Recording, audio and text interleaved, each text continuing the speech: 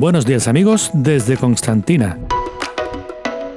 Continuamos la visita a este bonito pueblo de la Sierra Norte de Sevilla después de haber tenido el privilegio de dar cuerda al reloj de la torre de la iglesia de Santa María de la Encarnación. En la descripción del vídeo tenéis el enlace a este estupendo episodio que tuvimos la oportunidad de vivir. Después de aquello, vamos a la panadería Rosa, panadería tradicional, todo elaborado con masa madre. Lo dicho, José y Raquel, nuestros apasionados amigos, nos llevan a una de las panaderías más queridas de la localidad. Tan conocida es que no le hace falta letrero con el que anunciarse desde la calle. La calidad y variedad de producción casera de panes le ha dado fama. Incluso hay algunos productos que se elaboran en horno de leña. El atento personal del local nos enseña este auténtico tesoro que continúa cumpliendo su función artesana, sobre todo dedicado a hornear las vienas. Mi padre mete, que digo yo, el pan el lunes a las 6 de la mañana. Sí, pues, Yo intuyo y creo que esto es lo que se echa más o menos esa arriba. cantidad, ¿no? Muy cerca, también nos enseñan el horno más moderno, que aborda la cocción del resto de productos. Todos los panes, las regañadas. Hay todo menos la viena, perfecto. todo. Por cierto, aquí se intenta aprovechar todo. Se programa 20 minutos y El género sobrante o que no se ha vendido se emplea, por ejemplo, para crear pan rallado o cocinar migas. Amiga también. Y no contentos con esto, pasamos al obrador, el taller en el que se confeccionan las piezas. Las maquinarias, a pesar de la antigüedad, siguen siendo funcionales. La masa madre, cuya receta desconocemos, pasa a la amasadora. El producto resultante se deja que respire en otro recipiente para luego pasar a las básculas, donde se pesan las cantidades de cada pieza que el panadero termina de dar forma en la mesa de trabajo. Un proceso tradicional combinado con tecnología moderada que permite elaborar productos de calidad de sabores y aromas inigualables. Y dimos fe. No pudimos resistirnos a la exquisita regañá. Trapa acá. Aditiva. Qué buena. Ya te lo digo. Toma, Raquel. Como tren y como tren. A continuación, nos trasladamos al Paseo de la Alameda para acercarnos a la Plaza de Toros. Este complejo fue construido a inicios del siglo XX, siendo inaugurado en el año 1902. Ante un día tan espléndido, luce radiante, así que se merece una vuelta al ruedo. Por aforo, unos 3.700 espectadores, está considerada una plaza de tercera categoría. Pero eso no significa que los espectáculos taurinos y eventos culturales o municipales que se llevan a cabo en sus instalaciones no estén a la altura de los que se celebran en una plaza de mayor rango. En 2017, la Plaza de Toros pasó a formar parte del patrimonio municipal, lo que motivó su rehabilitación y modernización para volver a ser inaugurada en el año 2019. Damos un vistazo al tendido y a los palcos, pero también exploramos algunas de las estancias interiores menos accesibles al público, como el desolladero, lugar donde se realiza el primer tratamiento del cadáver del toro. No es la imagen más agradable para despedirse de la plaza, así que nos resarcimos dando otra vuelta al ruedo y pasamos a la siguiente visita, que tiene lugar en la exposición etnográfica a tan solo 200 metros de la Plaza de Toros. Este espacio es todo un impresionante muestrario de objetos que nos transportan a la forma de vida de generaciones pasadas. En su sala principal encontramos secciones con elementos relacionados al uso cotidiano, como pesos y medidas, radios y proyectores, material escolar y de oficina y otros empleados para las fiestas y tradiciones.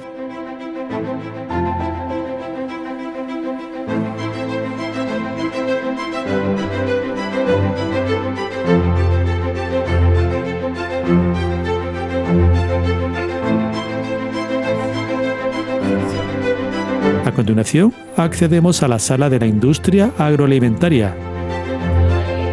Aquí se expone el legado de las destilerías y marcas de anís que dieron fama mundial al municipio, como La Violetera, empresa a la que no vamos a tardar mucho en visitar.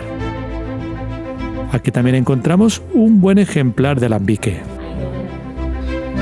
Por su parte, al otro lado de la sala podemos adivinar elementos relacionados con la industria aceitera y la cárnica. Una variopinta gama de relojes y un precioso piano de gabinete nos dan paso a la sala de oficios tradicionales. Agricultores, zapateros, curtidores, herreros, carpinteros. La manufactura artesanal de la comarca puede sentirse bien representada en esta gama de herramientas. De igual forma, en la sala contigua podemos hacernos una idea con los elementos relacionados con otros oficios, como la heladería, la sastrería o la barbería. Por cierto, ¿me pego un pelado?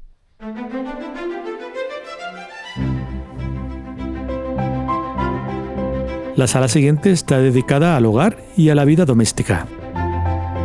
La estancia muestra un dormitorio donde el ajuar de cama y su cabecero, el escritorio y los objetos para el cuidado y aseo personal acaparan nuestra atención. A pocos pasos hay un espacio dedicado a los juguetes, alguno de ellos representativo de la inocencia de épocas pasadas. Finalmente, accedemos a una habitación dedicada a recreaciones temáticas. Por un lado encontramos un rincón que reproduce una antigua farmacia donde relucen inconfundibles estanterías repletas de frascos, botes y pastilleros, bien conservados. La variedad de la colección es impresionante.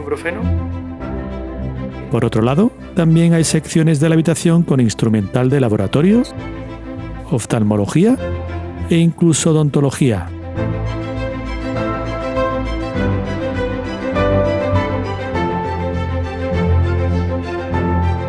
Antes de abandonar la exposición, os animamos a que le echéis un vistazo a la maqueta de Constantina y a otra del castillo. Esta última reproduce cómo pudo ser la fortaleza antes de tener el aspecto actual. Y si tenéis curiosidad, buscad un canal de agua subterráneo que corre bajo estas dependencias. Pertenece al Venero de San Francisco, un hito muy cercano a la exposición que os mostraremos al final del vídeo. Ahora cogemos el coche sumidos en el sabor de las patatas fritas artesanales El Chato para ir en busca de nuestra próxima visita. Y hacemos bien en llenar el estómago, porque la siguiente parada es una fábrica referente en productos destilados, desde anises y cremas hasta una ginebra. Nos referimos a la empresa Anís La Violetera, fundada en 1961 por don José García González y que hoy continúa dirigiendo su hija María Amparo García Méndez. Precisamente esta entrañable y luchadora mujer es la perfecta anfitriona que necesitamos para descubrir estas sorprendentes instalaciones.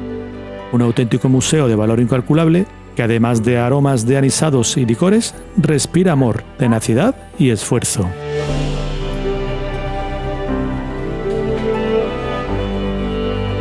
Constantina tiene una histórica tradición vitivinícola, vinculada a sus viñedos. Sus vinos ya eran muy valorados en la época romana e incluso se exportaban a la ciudad eterna. Estas credenciales provocaron que en el siglo XVI se transformaran los excedentes de vino en alcohol, dando lugar al nacimiento de las primeras fábricas de anís. Entre finales del siglo XIX y principios del XX, Constantina contaba con una docena de fábricas activas, entre las que se encontraban Anís Padre de Benito y Anís del Abuelo, ambas proveedoras de la Real Casa. Los derechos de estas marcas fueron adquiridos por don José García González, que las incorporó a su propia industria, La Violetera, empresa fundada en 1961. El nombre de su proyecto se lo debe a la cantante y actriz Sara Montiel, de la que tomó la imagen de la película La Violetera como etiqueta de sus productos. Don José supo mantener y gestionar la elaboración tradicional de los anisados, un producto cuya calidad se la debe en gran parte al agua pura de Venero de Constantina, cuyas excelentes propiedades contribuyeron a que estos aguardientes alcanzaran prestigio internacional. Hoy día, Amparo continúa con el legado de su padre, manteniendo vivo su espíritu. Amparo nos cuenta además que sigue empleando las mismas técnicas de producción tradicional de los anisados, utilizando las calderas de cobre de antaño y alimentándolas con leña de encina. Uno de los productos típicos y autóctonos de La Violetera es la crema de guindas, una delicatessen con la que puedes sacar pecho. Se echa la guinda a macerar. Amparo nos muestra los depósitos donde se maceran las guindas junto con el aguardiente. Va a soltar su jugo y el aguardiente se los va a absorber. Pasa un mínimo de 2 meses Esta aguardiente se ha impregnado del jugo de la fruta. El resultado final no tardaremos en probarlo. Un broche de oro a esta interesante experiencia. Gracias a Amparo por dedicarnos su pasión y cariño, por su legado ¡Qué bueno! Muchísimos años más. y por la forma de transmitirnos la historia, el proceso y la tradición que hay detrás de este anís tan especial. La siguiente parada nos lleva a un complejo que ya despertó nuestro interés en la anterior visita a Constantina. Se trata del monasterio Hospedería de las Jerónimas. El escudo de esta orden religiosa nos saluda a la entrada de un opulento complejo conocido con los nombres de La Carlina y Castillo Blanco. El conjunto tiene la particularidad de haber pertenecido a León de Grelle, un colaborador nazi de origen belga que durante su fuga tras la Segunda Guerra Mundial terminó disfrutando de la buena vida unos años en el pueblo de Constantina. Aquí se construyó una residencia privada y ocultó su identidad bajo el falso nombre de Don Juan de la Carlina.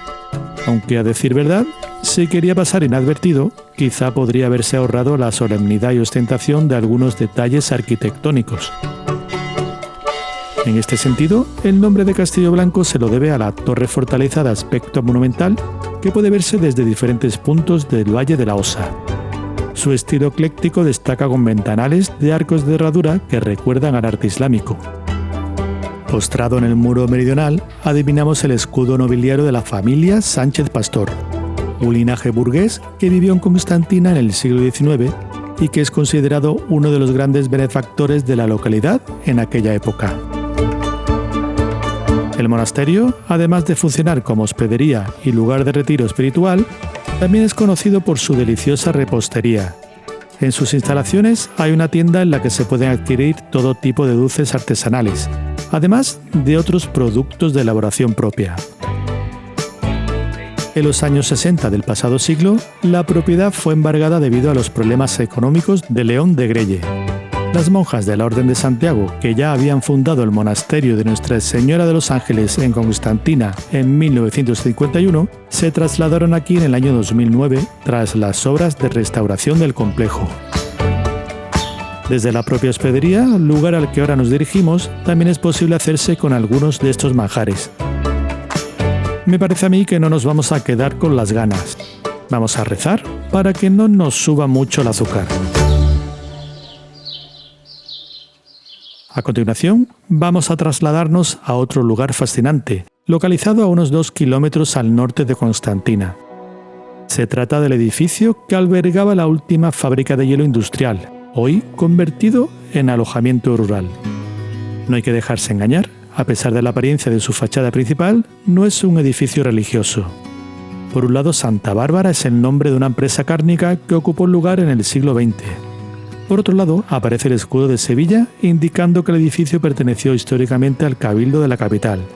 Y para finalizar, coronando la espadaña, se incrusta un pequeño azulejo de la Virgen de las Nieves, en clara alusión a los pozos que veremos en su interior. Antes de visitarlos, damos un vistazo al precioso entorno del alojamiento, emplazado en el valle del Arroyo de la Villa, y que está rodeado de encinas, olivos y castaños. Un lugar para el descanso y el disfrute.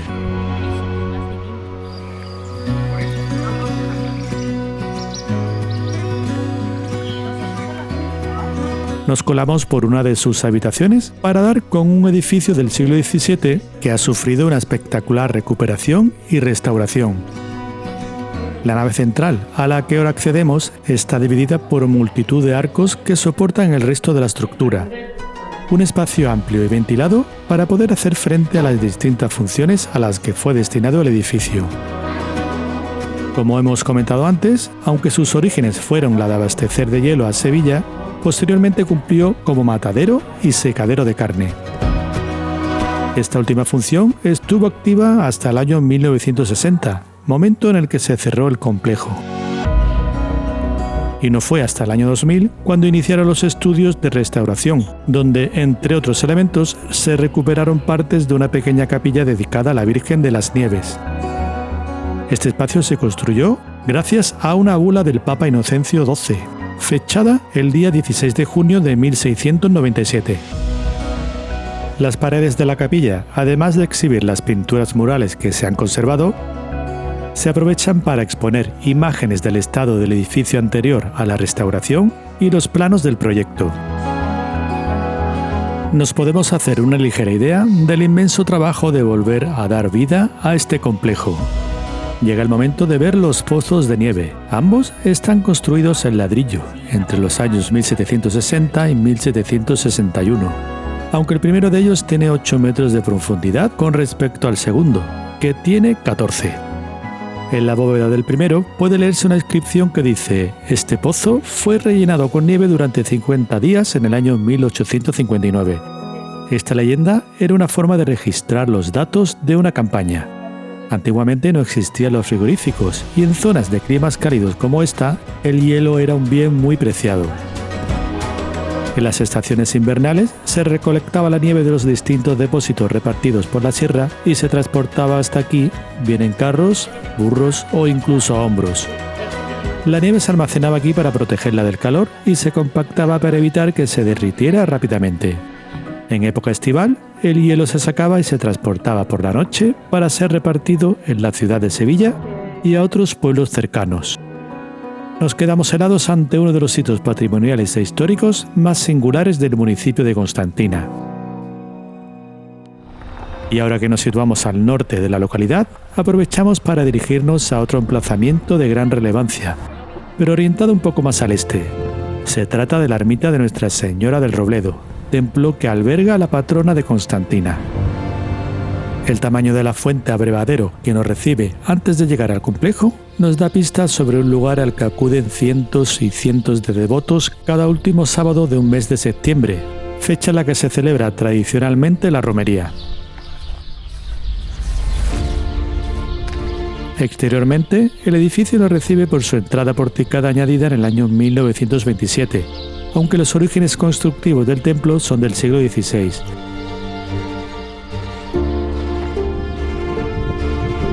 El estilo más primitivo de la ermita es el mudéjar, que levantaba muros de mampostería y los revestía con cal y ladrillo. Las cubiertas son de teja árabe a varias aguas, adaptándose a la estructura de sus 3 naves interiores. De esta techumbre sobresalen 2 cuerpos. Por un lado el intermedio, que se sitúa en el tramo del presbiterio y que emerge a modo de cimborrio en un cuerpo cuadrangular. Por otro lado, la torre camarín, de mayor altura y que ocupa el extremo septentrional de la ermita. Es la estructura exterior más llamativa. Se construyó en el siglo XVIII en estilo barroco y está rematado con una linterna. En el interior observamos una planta de 3 naves separadas por arcos apuntados y una cubierta de madera que sigue los cánones de estilo mudéjar. Un retablo hecho en cerámica decora la nave del Evangelio. Se realizó en el siglo XVIII y evoca la protección de la Virgen del Robledo del pueblo de Constantina. Por su parte, enfrentado a este retablo, en el muro de la epístola encontramos otro de la misma naturaleza que representa la leyenda local según la cual la Virgen María se apareció a un joven pastor llamado Melchor en el tronco de un roble. Llegados al presbiterio observamos la cúpula de media naranja apoyada sobre pechinas. Un conjunto bellamente decorado con motivos vegetales y escenas marianas.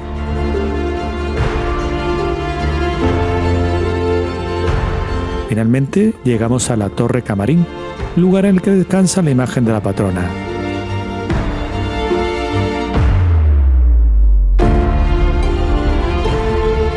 La obra se inició a principios del siglo XIX a manos del maestro José Fernández.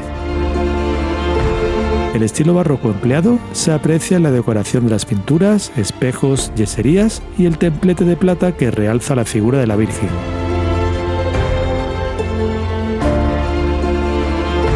Bajo la talla de la misma se encuentra un tronco de roble, del que dicen es el mismo árbol que se cita en la leyenda de la aparición.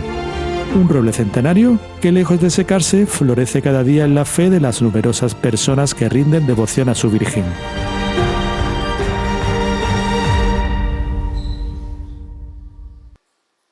Amigos, cae la tarde y en este fantástico entorno no dudamos en disfrutar de los alrededores en los que a buen seguro se viven inolvidables jornadas de convivencia.